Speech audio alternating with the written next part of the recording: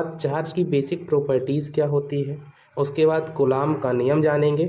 Coulomb के नियम के बाद forces between multiple of charges जानेंगे, क्योंकि कूलाम का नियम जो होता है वो दो चार्जेस के बीच की बात करता है, लेकिन अगर दो के अलावा एक तीसरा चार्ज Q3 आ गया तो वहाँ पे कूलाम का नियम फेल हो जाएगा। इसीलिए हम क्या करेंगे, एक साथ अगर बहुत सारे फोर्सेस हों तो उनमें कैसे चार्ज का डिस्ट्रीब्यूशन होगा उसके बारे में जानेंगे।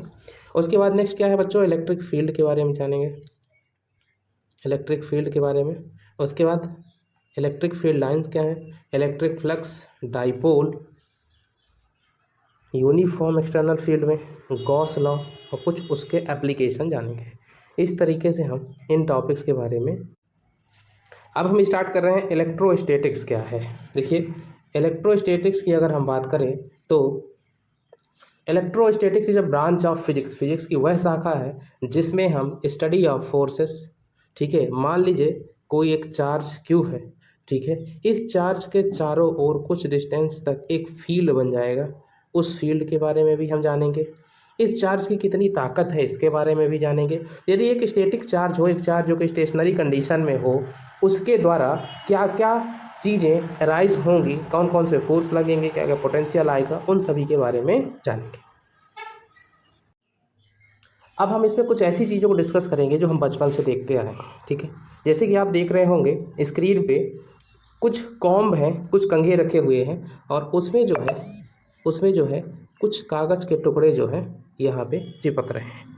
इसका कारण ये है कि यहाँ पे जो कॉम्ब है, कंघा है, वो चार्ज कंडीशन में नहीं है, उसको किसी तरीके से रब करके चार्ज किया जाता है, फ्रिक्शन करके। जैसे कंघे से अगर बालों को बनाएं और बालों को बनाने के बाद उसे कागज़ के छोटे छोटे पीसेस के पास लेके आएंगे तो कागज़ को अपने तरफ अट्रैक्ट।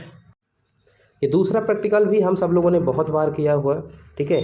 जैसे कि एक प्लास्टिक का स्केल रहता है और इस स्केल में भी हम क्या करते हैं कि पहले सर में उसको रब करते हैं, रब करने के बाद अगर कागज़ के पीसेस के पास लेके जाएं तो कागज़ के पीस क्या होंगे, उसकी तरफ अट्रैक्ट होंगे और लगता ऐसा है कि जैसे कि ये इसमें चुंबक लगा हुआ हो, लेकिन ऐसा नहीं है, ये अपोजिट चार्जेस होने के कारण एक दूसरे को। अब चार्ज करने के कितने मेथड हो सकते हैं उनके बारे में जान लेते हैं। तो चार्जिंग के तीन ही मेथड पॉसिबल हैं। एक है रबिंग, यानी कि बाय फ्रिक्शन, जैसे हम दोनों हाथों को रब करते हैं तो रब करने के कारण क्या होता है, गर्म हो जाते हैं। दूसरा है कंडक्शन और तीसरा है इंडक्शन, ठीक है। तीन मेथड पॉसिबल, ठीक है। रबिंग मतलब क्या है, किन्हीं भी दो चीज़ों को अगर रब करेंगे, घिसेंगे तो चार्ज